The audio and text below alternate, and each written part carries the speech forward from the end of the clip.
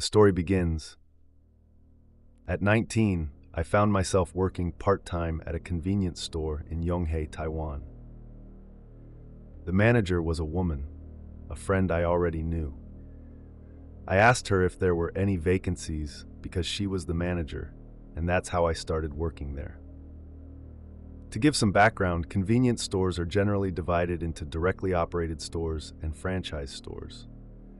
Franchise stores are independently managed by the franchise owner, who signs a contract with the head office, while directly operated stores are managed by a company-assigned manager.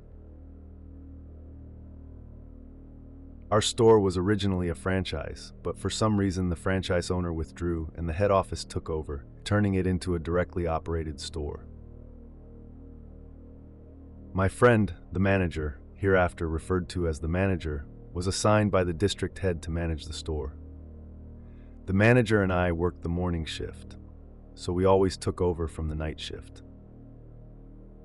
We'd often chat with the night shift before they clocked out, and we began our day. One day, I overslept and rushed to the store, expecting a scolding from the manager.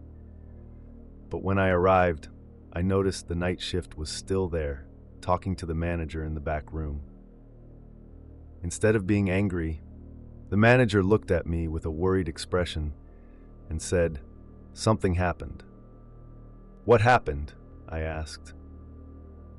The manager turned to the night shift worker. "Tell him what you told me." The night shift worker said, "Something strange is going on in the store. Around 2 a.m., a loaf of bread suddenly fell from the shelf. I put it back, but it fell again."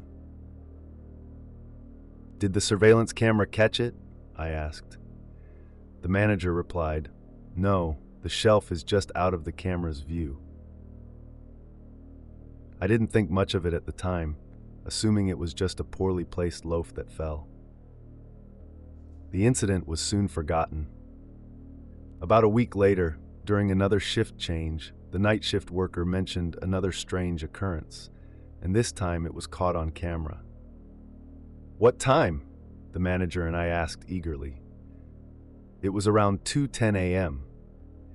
It happened around the same time as last time," the night shift worker recalled. We quickly pulled up the surveillance footage to around the time mentioned. This time, the cameras caught a bag of chips being pushed off the shelf. It didn't fall straight down as if it were overstocked and slipped. Instead, it flew forward a bit, as if someone had brushed it aside.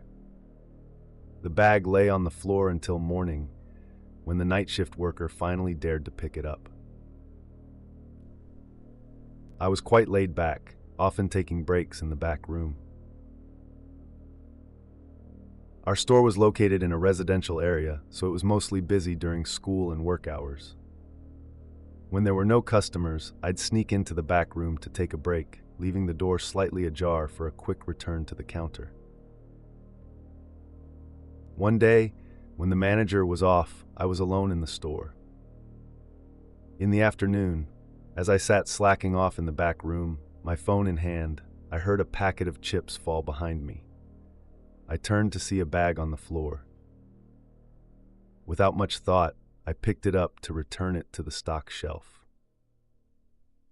To keep track of inventory, we usually place chips in a single row, filling the shelf from back to front. As I found the spot for the fallen bag, I froze.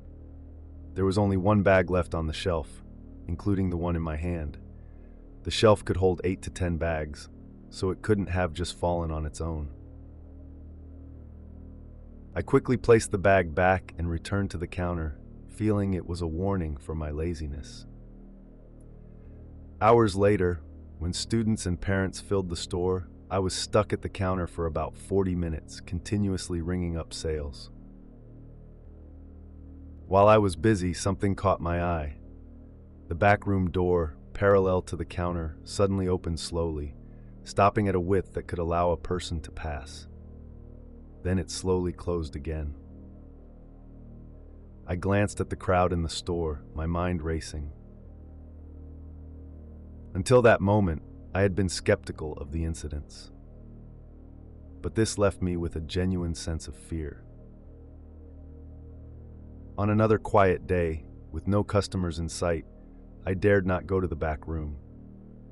Even if I wanted to slack, I did so crouched behind the counter. Suddenly, I heard the sound of rustling chip bags, just once, as if someone was picking through them. I stood up to look, but the store was empty.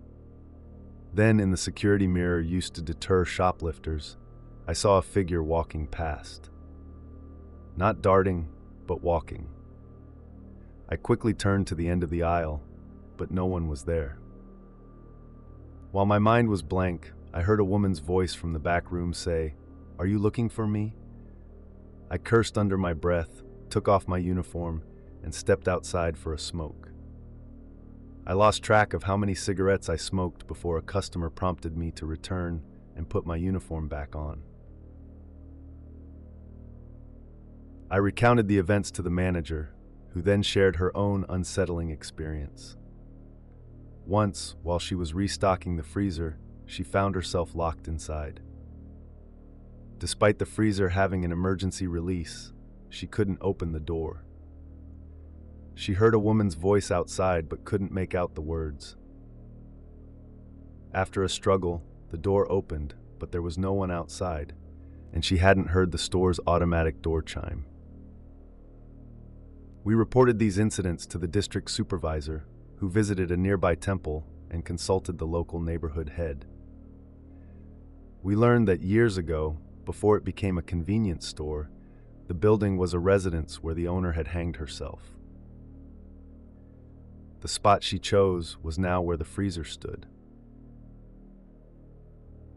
Towards the end of my time at the store, perhaps protected by the temple's blessings, nothing significant happened. However, one incident reignited my fear. The manager and I were closing up, and I was in charge of clearing the register and depositing the money in the safe. We usually only use the outer register, but that day, for some reason, I used the less frequented inner register. As I lifted the coin tray, I discovered a cardboard partition underneath.